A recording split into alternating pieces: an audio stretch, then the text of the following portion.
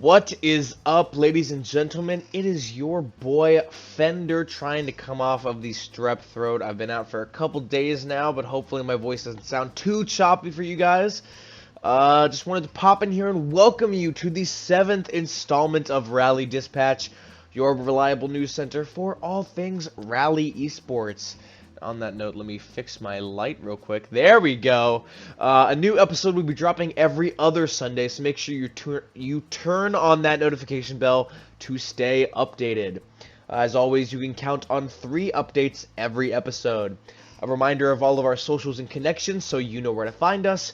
A rundown of what went on in the past week at Rally, whether it's tournaments, community events, team updates, and all other things like that. And last but not least, we'll break down some news updates on each of the games we support. Patch notes, new heroes, returning metas, all that good stuff. So let's get into it.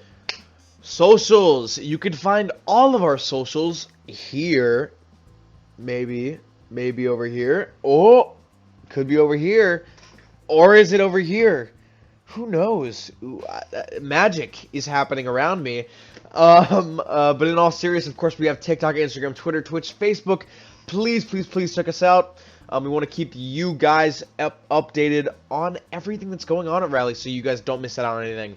Our website is also at www.RallyEsports.com. Oh, pardon me, Rally-esports.com. You cannot forget that dash.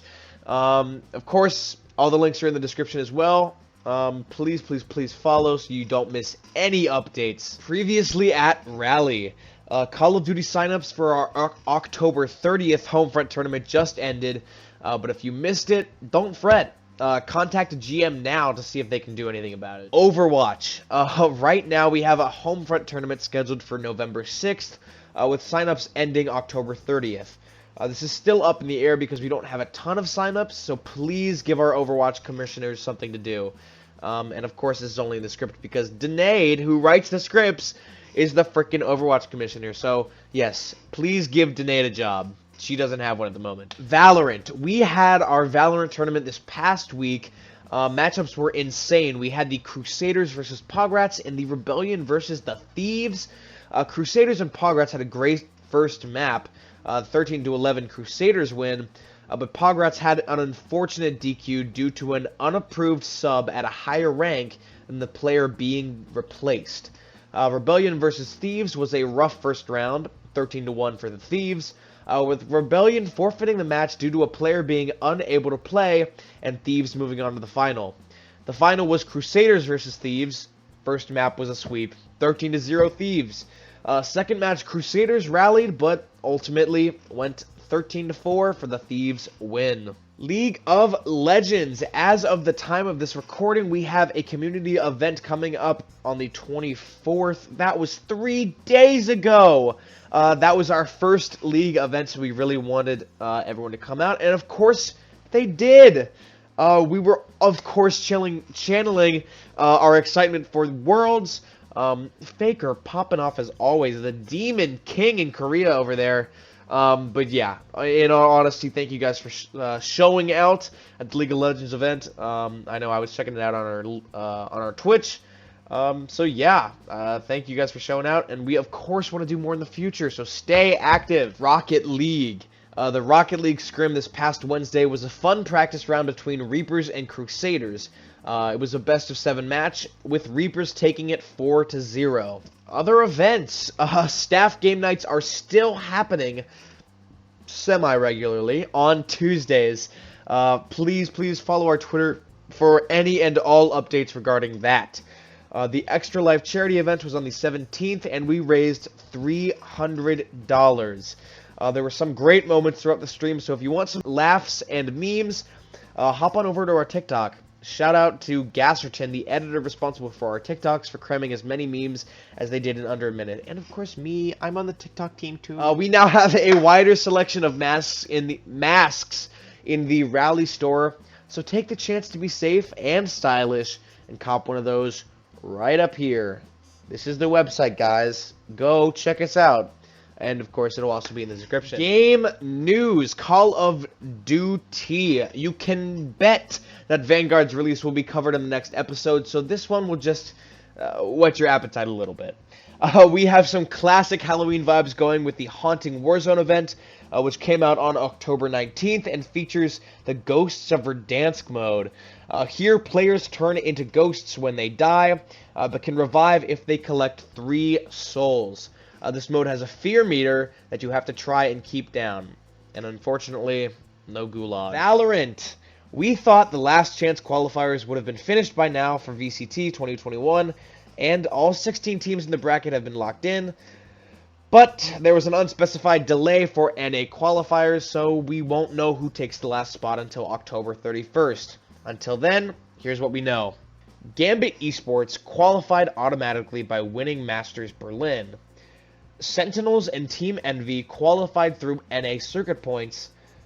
Ascend and Fnatic qualified through EMEA circuit points, apologies. Team Vikings and Keyed Stars qualified through BR circuit points. X10 Esports and Team Secret qualified through C circuit points. KRU Esports qualified through LATAM circuit points. Vision Strikers qualified through KR circuit points. Crazy Raccoon qualified through JP circuit points. And we also have Team Liquid, Full Sense, and Furia Esports coming in clutch through last chance qualifiers to fill the last spots for their regions. We will unfortunately have to wait a week to see which NA team seals the deal, but with teams like Cloud9, Luminosity, 100 Thieves, FaZe, and Gen G Esports jockeying for the spot, you know that's going to be a fight to the death. Rocket League. Over 100 cosmetic items landed in the store during the 2.05 drop, featuring tons of RLCS teams in honor of the first regionals tournaments of the RLCS fall split beginning. FaZe Clan and the general NRG came out on top for the NA Regionals Event 1, a good sign for who might make it to fall majors. With so many events and tournaments comprising RLCS over a whole year, we're not going to be able to cover every single thing, so set your notifications for the Rocket League Twitch channel where the matches are streamed. Overwatch! I was a bit cynical about the Halloween event last time, but I'll give it to the devs. Yes, the event is still the same, but Halloween skins are always some of the more gorgeous, and this time is no exception. Brigitte? Mommy? Sorry. Mommy? Sorry. Mommy? Sorry. Mommy? Anyway, Mercy got a nice, normal little quality of life buff in the latest live patch, but the latest experimental patch is a doozy and makes me want to uninstall more than I usually do. We have Junkrat now being even more lethal than he already is close range, and McCree getting a Deadeye buff in addition to being able to use combat roll while in the air. Presumably to get away from Doomfist or whatever. Literally all we wanted was for McCree's HP to stop being so thick. Before we wrap it up with League of Legends today, we're going to start including some of the most interesting news in the gaming world in this segment as well. Not just games that we support. The Xbox Series X mini fridge dropped on October 19th and immediately sold out to scalpers, to no one's surprise. It's not a limited time only item, so calm down. I haven't bought the mini fridge yet, but I have been trying so hard, you have no idea. Literally imagine the Xbox freaking mini fridge in the back here. Do you know how cool that would be? I could just whoop, Xbox mini fridge. I'm assuming it has like sound bites when you open the door because it's Xbox. Whoop! Oh, fridge door open. Welcome Xbox fridge user. Whoop! Could be cool. God. Kingdom Hearts Sora was revealed to be Smash Ultimate's last character. While on a nostalgic, gamers born before the year 2000 fondly sigh kind of way, it's heartwarming. You cannot tell me that the game needed more sword characters. And this is coming from someone whose favorite Nintendo franchise is Fire Emblem. Yeah, I've seen the gameplay. Sora's sword use isn't quite as straightforward as Chrome or Lucina, or Sephiroth. Jesus. Why can't I pronounce it? Or Sephiroth. But, at the end of the day, it's still the same kind of movement. It's literally called a key blade. It's still a sword. Anyway, congratulations on your boy, Smash fans. The trailer for the live-action Uncharted movie was released. It features Tom Holland. Look at this beautiful man, I think. As Nathan Drake, and I think the guy who played Spencer from iCarly, as Victor Sullivan, right? It could also be Tom Cruise. I'm honestly not sure. This part was not very well researched. Excuse me, I've been informed that that is actually Mark Wahlberg. No way. I didn't... That's Mark Wahlberg?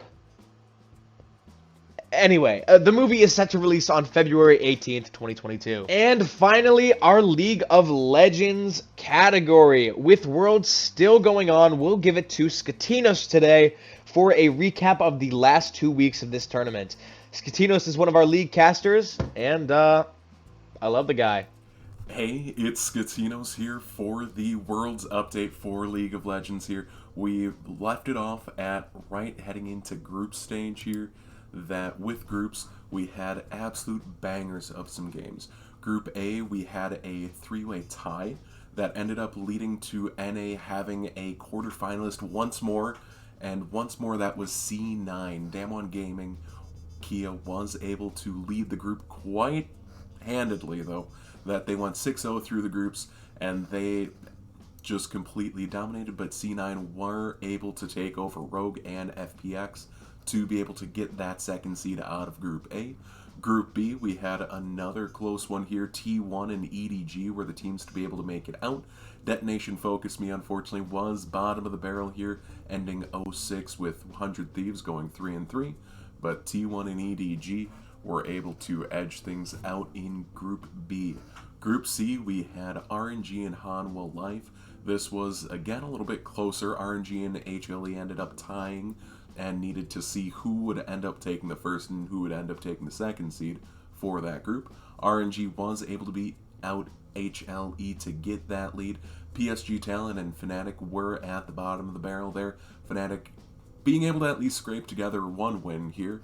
Unfortunately, with Upset having to leave, it did cause a little bit of tension there, and it definitely did show at times on the stage. Bit of uncomfort, not always making the right plays here. And finally, we had Group D. This was a banger. Group D, we had an absolute fest of ties here, that each team ended up playing 8 games rather than only 6. Gen G and Mad Lions were the two to make it out of the group. Gen G finishing 5-3 with Mad Lions going 4-4. We had LNG and Team Liquid at 3-4 each, but it did end up bringing it a lot closer, that Gen G and Mad Lions had to play off to see who would be able to get anywhere in this group. That it was just an absolute banger to watch here. But heading into that, we have gotten through quarterfinals at this point in time. First up, we had EDG versus RNG. This was an extremely close matchup here. They ended up going to Game 5, but EDG was able to edge out RNG just slightly. Other side of the bracket, though, not as close. Gen G absolutely destroyed C9. C9 just kind of looked lost all throughout the series. A lot of people want to put it all on Perks. Perks definitely did not play his best series, that's for sure. But Sven getting caught in Game 3 along with Blabber not necessarily performing to the degree that you'd want in Game 2 definitely was a hindrance. Then we also had T1 versus Hanwha Life, and T1 looked absolutely devastating to play against. They looked like they were back to their former glory days when they won back-to-back. Faker, he's playing a little bit different than he has in the past, that he's playing a little bit more of a map-focused centric gameplay, that he is willing to give up things in lane. He's willing to play at a deficit to be the first one to the rotation, to be the one making the plays on the map. And it seems to be working out fantastically for T1 as they put on an absolute clinic playing against Hanwha Life. Finally, we have Damwon Gaming versus Mad Lions. Unfortunately, Mad Lions looked a little bit more like Sad Lions at the end of this year. That Damwon Gaming was able to take that 3-0 and just absolutely sweep that. So heading into the semifinals here coming up, we have Gen G versus EDG, And then we've got Damwon Gaming versus T1 here. It's going to be an absolute banger of a series for sure. I'm extremely hyped, especially for the Damwon Gaming T1 series. Those teams definitely looked a lot more on point, that I can't wait to see just how great of a series they'll be able to bring us. And then overall, we'll be heading into finals from there, and I can't wait to see. Personally, I want to see a T1 Gen G final and have that go to T1 in its favor. It's been a long time since I've seen Faker hoist that trophy, and I can't wait to see it. Hopefully, my prediction ends up coming true here. But thank you, and have yourselves a wonderful night. And that's all we have for you today, guys. Of course, thank you so much for watching. If you stuck out to the end, you know what? You're a real one, and you got a Fender kiss. That's for you. That's for all the people who didn't skip. Again, check out all of our socials in the description, and that's all I got. Until next time, guys. Fender out.